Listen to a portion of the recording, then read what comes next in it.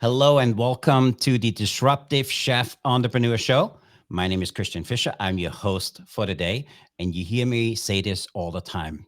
Today's guy is absolutely amazing. Today's guest is the king of culinary philanthropy, and he has an amazing way of giving back to the community. Stick with me. We get started in a second.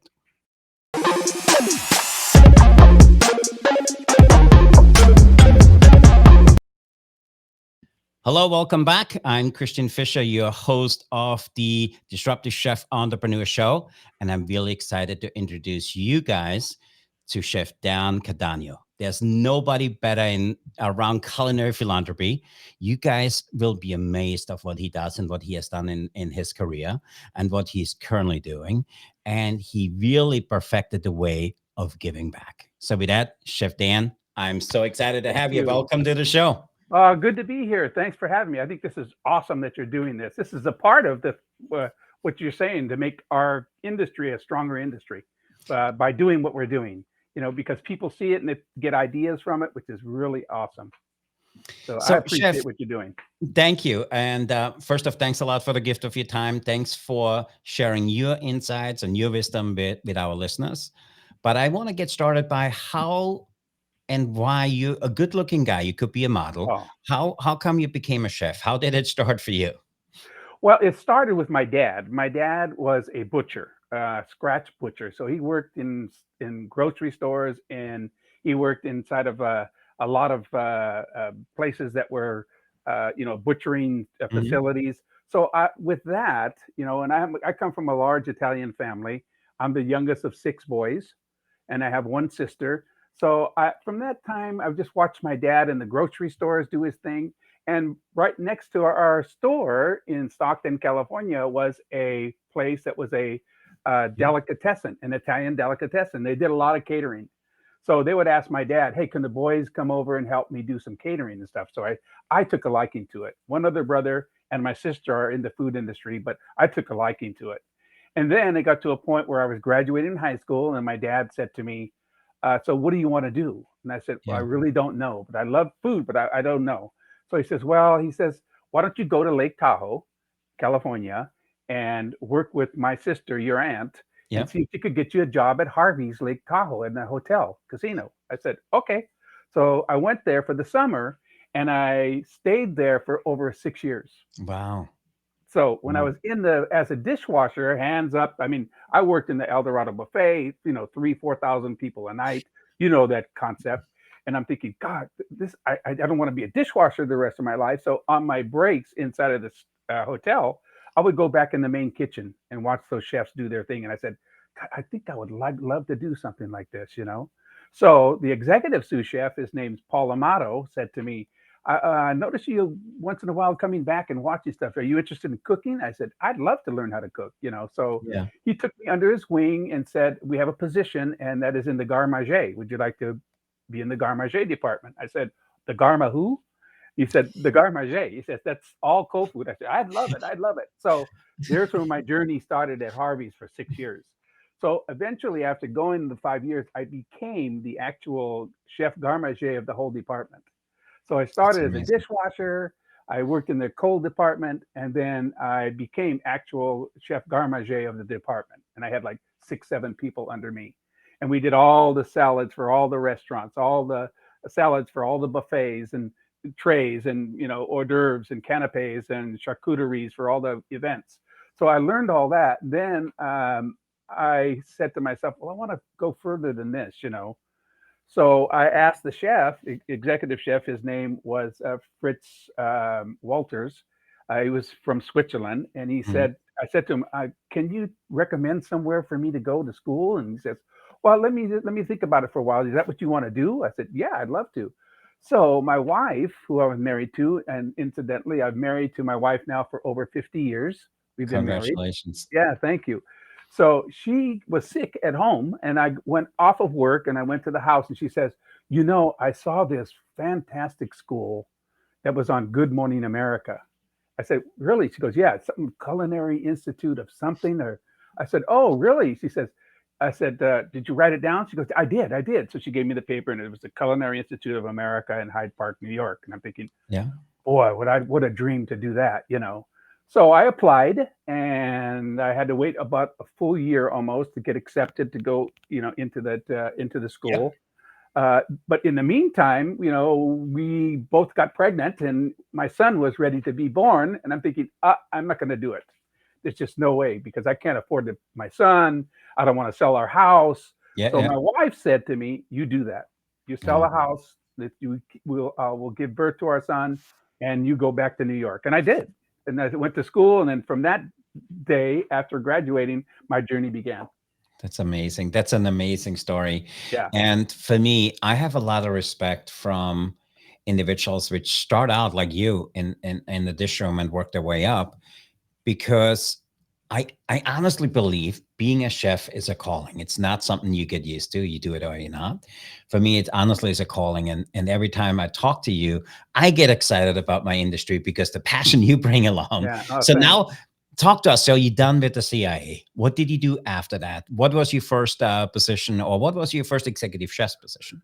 Okay, so after the CIA, the Hilton Corporation came in and did interviews for about, I'd say maybe 15 of us who are graduating to place us in Hilton Hotel Corporation. Hmm.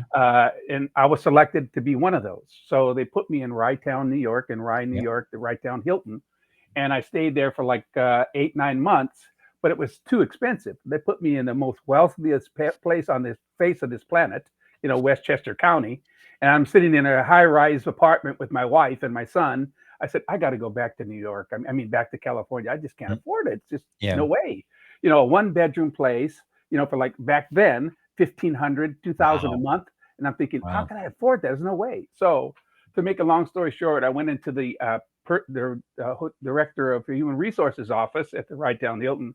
I said, I have to tell you, I have to turn my time in. I have to leave. So she says to me, well, no, don't do that. Let's just try to figure this out. You know, is it money? I said, well, yeah, that's kind of that. I'm right here in Mhm. the middle of Westchester County. She says, well, how would you like to go downtown to work at the Waldorf Astoria, the Yeah. flagship of the Hilton Corporation? I said, yeah, I'd love to do that. How am I going to do that? So she dials the phone. She says, just one moment. She goes, may I please have Mr. Dowd's office, please? So he comes on the phone, and she goes, hi, Daddy. This is Maureen. And I'm sitting there thinking, Daddy? What the hell? Daddy? You know, she goes, Daddy, I have a young man here. He has a wife. He really can't afford to stay here, but can we send him down to work at the Waldorf Astoria? And I said, Maureen, who's your dad? She goes, well, he's the president of the Waldorf Astoria. I said, okay. So I said, she said, oh, so he gets on the phone. He says, would you like to come down and I'll give you a tour of the Waldorf? I said, oh, Mr. Dowd, I'd love to. So I went down there, and he gave me a grand tour. And then I was back in the lobby. He brought his executive chef out, Chef Daniel Viget. So Chef Daniel Viget comes out, big Frenchman. He's about 6'3", 6'4", and he comes out and he goes, "I hear you want to work at the Waldorf Astoria." It was his French accent. And I said, "Yes, sir. I'd love to." He goes, "When can you start?" I said, "I could start yesterday." So I did my apprenticeship there, and he says, "Well, I like what I see." So he brought me around the kitchen, pointing things out to me. He said, well, "What's this? What are they doing?" It looks like to me that they're roasting bones for something. He Mhm. goes, "You're right. He's roasting, but what are they doing over there?" It looks like they're cutting a mirepoix or something. You know, he goes, "Yep, yep, yep." He goes, "I think I got the best place for you." I said, "Where's that?" He goes, "I'm going to put you at the saucier station." Wow. So he put me at the saucier station, and I stayed there the whole entire time I was at the Waldorf for about two That's years at the amazing. Waldorf. So I was blessed to be put in that position, you know. And from there on, I just went back to. This is another story. My wife says, "We got to go back to California. I just miss everybody." I said, "Okay, well." I got a hold of this chef agency in San Francisco. So she Mhm. called me back. She says, would you like to consider going to Little Rock, Arkansas? And I just was quiet like this. And I looked at my wife. She goes, I said, Little Rock, Arkansas? She goes, where the hell is that? She said, I said, I don't know. It's somewhere in the South. So anyway, the lady says, it's a beautiful position. And she goes, I think you would love it. It was the executive chef. It was my first executive chef job to a real high class country club there called the Country Club of Little Rock. Mhm. The Yeah. Clintons were members. Sam Walton, the owner of Walmart stores, were members. just a lot of people that were real high influential people were at that club. So I said, I'll take it. So I looked at my wife and said, we could drive there. If they're sitting on rocking chairs, in the South there, we could just keep going past them and come right to California. But I loved it. I stayed there 5 years in Arkansas. Loved it. And then I just moved on from there, from Arkansas. My wife really wanted to go back home. So Hmm. I contacted the Hilton again, and I opened up the Hilton in Pleasanton, California, where I met our good dear friend, Joe Rodriguez. So I opened that Hilton from the ground up, and stayed there for about 4 years, and then went to Monterey and as corporate executive chef for Ted Belisario and Bert Catino, the sardine factory. So I was over there, 5 restaurants on the Monterey coast as their corporate executive chef for them. So I Hmm. just went on and on and on. Then I end up here, I've just so other places that I worked, but ended up here at St. John's. But I'm not at St. John's. I have my own company called Culinary Staples, and I run a program that is teaching people to be prep cooks. Hmm. Is what it is. So I absolutely love that story. And every time I hear the story, I hear that excitement when you tell the story because every place was so different.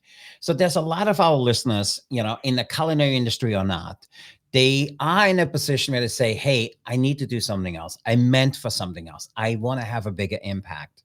So there was really the way you felt. So what advice would you have for somebody who says, I love my job I'm currently in, but I meant to do more?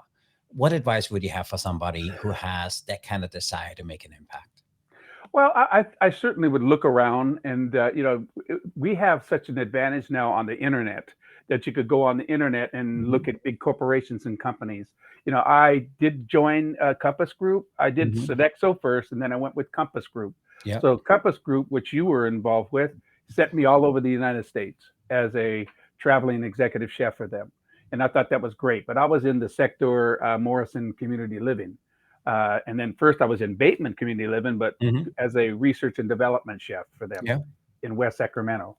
And then from that point, I went to traveling with the group with Compass. So there's just so many things. You just have to know in your heart what you really want to go and where you really want to be. The more you're involved, and the more if you can do it with either or not a family. I had a challenge with that because my son and my 2 daughters, I had to pull them out of schools and Hmm. stuff like that. Was a real challenging thing, but they got used to it and they're all doing fine. My son is a works in Las Vegas. He's a works for one of the world largest health stores, and he used to travel with and train all the people from Circus Olay, keeping Yeah. them in shape. And my daughter is a police sergeant officer That's in amazing. California. And my youngest daughter works in the fraud department for for U.S. Bank, not U.S. That's Bank, but that's Chase amazing. Bank. Congratulations, chef. Yeah. I'm really impressed with where you took it. Where for you, and what point of your life did that whole idea of philanthropy come in? I know philanthropy is a big factor in your daily business and what you do. Talk to us a little bit. Where did that start, and where are you today with your whole philanthropy? Well, it started with my mother. Okay, that's where the root Hmm. started with. Because I have 6 brothers, we used to sit around the table, and I used to try to not go to the bathroom because they'd steal my food off my plate. I mean, that's how we were. We were growing up. I'd walk away. Where's my pork chop? Who took my corn? So it was like that kind of fun. It was fun, but we had some challenges when we were growing up. But my mother used to always help people that were the homeless people, and give them pieces of items that we may have in the refrigerator at this table at the end of our down our steps of our home. There was a fence, and then she put this table that they could reach over and grab a I glass of love that. milk, or Yeah. reach over and grab a sandwich. And so I think that was the beginning of me wanting to help people out and work with helping people get to where they need to be. And especially with working, I don't know if you heard of corporation Pride Industries. Hmm. So I work with Pride Industries students because they are, they have handicaps and stuff, not physical, maybe mental. So I like working with them so they can achieve what they can get where they want to be to Yeah. achieve the things they want to achieve. So that's where it started with my mother.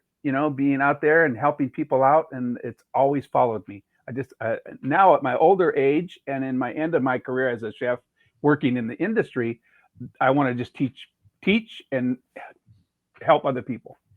Yeah. So if there's somebody in the predicament, I don't want to call it predicament, but in the area where you started with philanthropy, what is one or two tips, tricks you would tell somebody to be successful or start in a different way of philanthropy? I would say just to never give up, Hmm. always keep trying. Just look for new ideas, not copy people's ideas, but maybe take some ideas from somebody and expand on it. Yep. Those are the things I think that are important. And just always keep in mind one thing, don't let anybody steal your joy. Always Love that. always have the attitude that you want to do better for yourself and then Hmm. you want to help others. Keep I those love things that. in mind. Just help others because you'll get it in the end. I absolutely love and admire that about you because you go out of your way to make sure people are taken care of, and you have a really great way about you how you mentor people along. How did you learn that? Did you have mentors in your career? Did you have somebody who had you under their wing to teach you some of the things you currently pass on to your teams? Yes, well, in Harvey's in Lake Tahoe, I have Hmm. to say that Paul Amato, who is the executive sous chef there, kind of took me under his wings. Where I Yeah. would say, "God, how did they make that sauce?" And he would say, "Well, come on over here, and I'll show you how it's done." Instead of saying, "Hey, get away, go back to the dish room, or go back to the garde department, and do your thing and make a salad." He always saw that I was really interested in what I wanted to learn. Hmm. And I think that's the key is just if you're interested in doing something and someone's good at it, ask them about it and then just follow up and see if they can help you. Yeah, I love that because you're a very curious individual, and as long as I remember, you always are looking for new way, disruptive ways to do not just business, how to give back. What does culinary disruption mean for you in what you do in your business? Well, culinary disruption would mean maybe if I have a full day and someone may ask me to do something that's off the property where I'm at, Mhm. I'd be disruptive with maybe who I'm teaching and tell somebody, hey, just be with this person. I'm going to go off property here and help these people out. I mean, Mhm. just having to have the ability to say, I want to just keep on keeping on, and being disruptive in a good way to say that I want to build up friendships, I want to build up teaching abilities, and I want to Mhm. build up people who can be knowledgeable in their field, in our field. Yeah, you're so good at it, and you're an amazing chef. You're an amazing philanthropist. You're very good in when teaching and mentoring people. But what a lot of people don't know about you, you are an amazing businessman. How Oh, do thank you you. marry all of those things you do and build some successful businesses, which you have done with a few of your programs? Well, I'll give you an instant. For instance, I'm a member of the Chamber of Commerce at Citrus Heights here Mhm. in Sacramento area. And the director of the chamber said to me, or sent me an email. She says, "We really would like you to be a part of this chili cook-off, our second annual chili cook-off. Would you mind, entering it?" Mhm. So I tagged back. I said, "Yes." I said, "I'm going to bring in my one of my former students to do that with me. Is that okay?" So she wrote me back, "Oh yes, so you're going to be in it?" I said, "Yes, I'll be in it." So anyway, what I did was I went over to one of the other towns, which is in Roseville, which is in Mhm. 30 minutes from Sacramento, to this market called Roseville Meat Market. Because I knew Roseville Meat Market because I lived there. I knew Roseville Meat Market had wild game. Yeah. So the chili I wanted to make with the student helping me was a wild game, and I called it chili alla cacciatore. In Italian, cacciatore is hunter. So I went there and I said, "Would you do me a favor? If you could do it." I said, "Would you donate the meats for me for this chili cook-off?" To the manager of Mhm. the store. Mhm. And he says, "Absolutely. I'd love to do that." So it starts there. So see, they're Mhm. a part of it, which is fabulous, right? So I said, "Thank you so much." So Yeah. I got buffalo, ground elk, caribou, wild boar, and buffalo. So I Mhm. got those four different types of ground meats, and I made this chili, right? So in the categories was the best of the judge taste. Yeah. I mean, taste. Uh, what was the other one? It's called the best of show or the best People's Choice Award, Mhm. and then the hottest chili. Well, I won all three. That is amazing. It does not surprise me. It does not surprise me. And that really goes in what you do today. Talk to us a little bit about the culinary teachings, and not just the culinary teachings. You are a strong believer of strong culinary fundamentals. Talk to us a little bit what the importance is of that and how you currently instill this in your current students. So what I tell them in the beginning when I have my classes is that everybody knows the Wolfgang Pucks in the world. Everybody Mhm, knows the Anthony Bourdains, God bless his soul. And everybody knows the people like Bobby Flay. But I mhm, always tell them, but one thing, they're all prep cooks. Every single one of them that are high up above in the show business, they're prep cooks. So that's mhm, what you have to learn. You have to learn the basics of knowing your knives, how to sharpen them, keeping them sharp, your vegetable cuts, your sanitation and cleaning. You have to know all those things before you could ever get to the level of being a chef.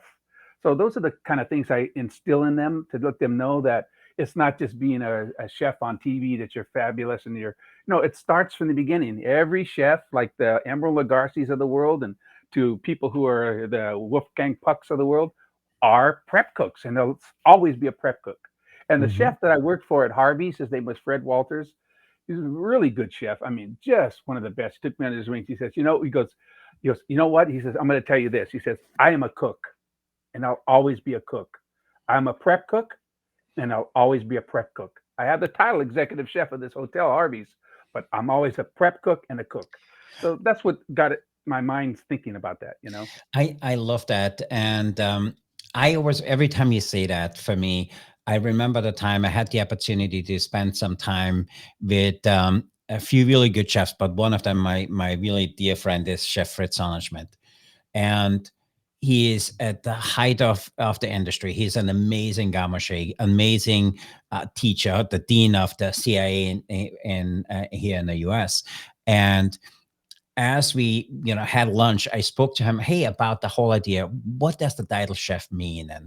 And he said it's really simple. When I sit in the audience and you teach, you're the chef, I'm the student. When I teach, I'm the chef, you're the student. Mm, And for me, the simplicity in that really hit home, because if you dare to learn something new, you know yeah. and for me, that was one of the amazing things. And what I absolutely love about Chef Fritz is he has a really great way on breaking down things that make it super simple. He's a Yeah. he's a big believer that complexity is the enemy of execution, and I totally agree with that. And Absolutely. for me, I just looked at the clock. We are 20 minutes already. I know I can Yeah. talk to Yeah. you Yeah. Yeah. forever, but I'm really interested and what do you currently do? So looking ahead, a few years looking ahead, Yes. what do you envision the future of culinary philanthropy will look like? And what impact will you have in shaping the industry for a better way?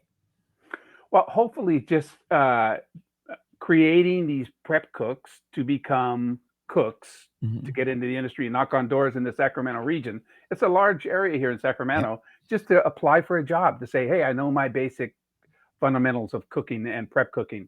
So that's what I want to do until I'm buried. I tell my wife, she goes, "Aren't you going to retire?" I said, "No, no, no. I just love what I do. It gets me excited to get these kids to learn. So yeah, I look down the road. Speaking, just to go back a couple steps here, when you said Fritz Sonnenschmidt, okay, so since I was a garmager at Harvey's, I had his book, The Art of Garmager, Yep. always in my station, right? Best So book ever. so dig this, Christian. I go to the CIA. I'm standing in one of the classes. Someone touches me on the shoulder. It says, "What's the difference between a stock and a broth?" And I turned around, and it was Chef Sonnenschmidt. I That's said, "You gotta amazing. be kidding me!" I looked at him. I said, "Are you Chef Schmidt?" I said, "Could you sign my book?" I mean, I didn't know how to even talk. I was so excited. It was like, "Oh my god!" And I'm still friends with him on Facebook. Yeah. And it's amazing. Our industry, even though as vast as this, is still very small. And for Yeah. me, you are just an example, and we can have this conversation forever. Stick with what you know, be extremely Yes. good at it, and bring Right. people along, because you're only as good as the last person or the weakest person in your team. And for Exactly. you taking a step above that, you giving back with never asking anything in return. And I need to share this with our listeners. You have supported some of our masterminds and some of the other programs we have done, and every time Chef chose that we need to reach out to you, you never said no. You never asked for anything in return. And for me, that just shows the character of person you are. And that the whole idea of giving back runs deep within you, because you never ask for anything. And as long as I remember, you always have a smile and a positive attitude about you. And that's, for me, Chef, it's one of the most amazing things I admire about you, because that's you. And for me, what this show is all about is I want to bring to the listeners people like you, because what you have done in your industry, you could have had retired in Sodexo, you could have retired in Hilton or with Hmm. Compass Group, and Right. you chose to go a whole different path, what is needed, because you followed your heart. Exactly. And for me, I hope our listener learn here today that food has all these different facets of where you can get into. Food is everywhere, Right. and food, for me, we talk about this all the time. For me, food is a great medium. Food brings people together. Food brings out the worst in you, and food brings out the best in you. Best in you. Exactly. And for me, food has that ability to kind of just be that great medium. Yeah. And for what you do, and I hopefully a lot more people will reach out to you and talk to you about that, because that's so absolutely so needed in the industry. And I hope the listeners understand that you're doing it because you're loving it, and it's I not love it. just because of anything else. And for me, this just makes you an amazing human being, Chef Dan. Thank you very, very much. Thank you very much. Well, I love what I do. And I've always told my kids when they were little, I always used to tell them these two things, three things. Don't let anybody steal your joy. Mhm. Okay. Make sure that you keep learning and share something with somebody. I always tell them those three things. And I they're doing great, I love that. I Yeah. absolutely love that. Chef, I really appreciate Pleasure. you taking the time and talk to me and to the listeners about your not just career, but your philosophy. I really want to say thank you.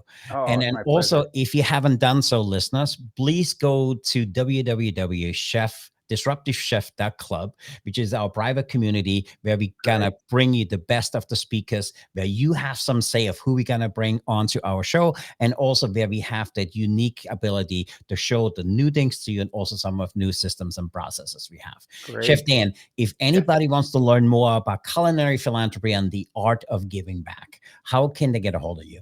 They could go to my email is wonderfulfood128 at hotmail.com. Mhm. And then my website is www.culinary-staples.com. Awesome. And we will share it in our show notes. I want to make sure people check you out and support you and learn a little bit more of what you do. I They can want to buy say my sauces because I'm selling my sauces 32-ounce jars that these that's students are amazing. making. So, And I really appreciate the gift of your time. But my staff just gave me three rapid fire questions. So, Chef, we need to put you on the spot a little bit. So, if okay, you're up for it, we have three questions we're going to ask all of this week's participants. sure. And we would like to learn a little bit more about you and what you think about some of those questions. So, Okay. question number one, Chef, if you are given the power of eliminating one ingredient forever, what would that ingredient be and why? Ooh, one ingredient forever.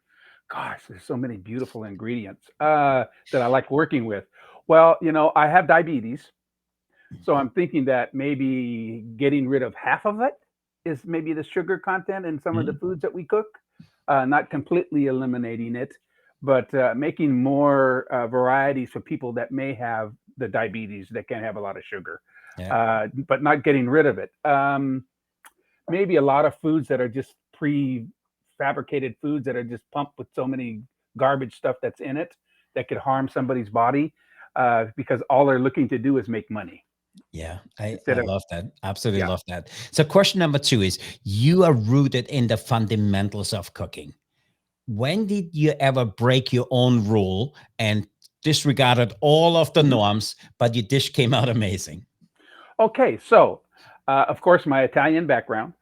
When I teach my class on Italian cooking, I buy a pre-staged Bavarian cream. Hmm. So with this Bavarian cream, I add a full whipped up whipped cream into that, right? And then after I add that into that, I drop a little vanilla in it and some chocolate syrup in it, and I make the most wonderful tiramisu with it. After adding my mascarpone cheese with that as well.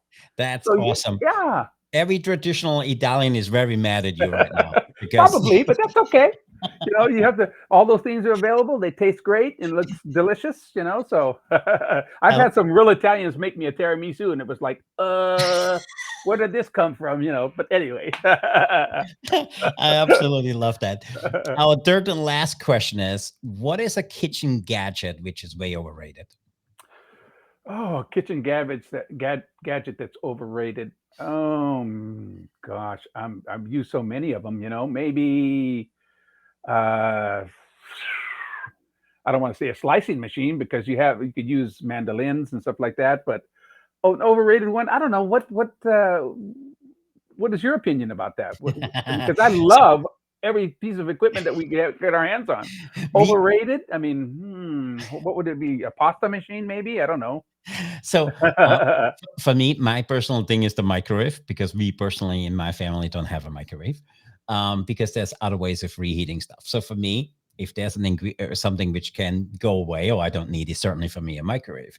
But we had somebody on the show earlier this week, and he said what needs to go away is the chef's attitude, because Ah, when chef's attitude goes away, he says they're so much better. And absolutely. I I also I agree agree with with that. him. That's a good one. Yeah. The attitude sort of say, I was thinking a gadget, but the chefs are in the kitchen, so that makes sense. Yeah, so I know he's gonna get some hate mail for this because you know, but chef, I appreciate the gift of your time. Thanks for Oh, being sure. here My today. pleasure. And for our listeners, I hope you understand that this is passion. And as we spoke earlier, this industry can't be taught. It's something you're passionate about, and you can do so many amazing things with it. Chef Dan Yes. is a master in giving back, and he's a master in culinary philanthropy. So if you feel enticed to support any of his causes, please check out his website. It's linked on the show notes on the bottom, and please reach out to him and tell him how amazing he is in what he does. So with that, Oh, I want to thank you. say thank you for being here today. Thanks for the gift of your time. I value your friendship. We're friends now for a Yes. very long time. You're Yes. very dear to me, and thanks for everything you do for not just for me, what you do for the industry. And I And really thank you appreciate for it. what you do. You do so much. I mean, every time I see Christian Fisher's name, I'm thinking, oh man, I'm so glad he's out there. You're doing a great job for everybody. Thank you so So much for doing that. I really appreciate it. With that, I want to say thank you for being You're here welcome. today. Thanks for the gift of your time. So until next time, remember to disrupt your kitchen, fire up your career, and stay hungry for change. I'm Christian, your disruptive chef entrepreneur host, signing off. Be the change, be the challenge, and be the chef who sets the world on fire. Until that, I see you at the next show.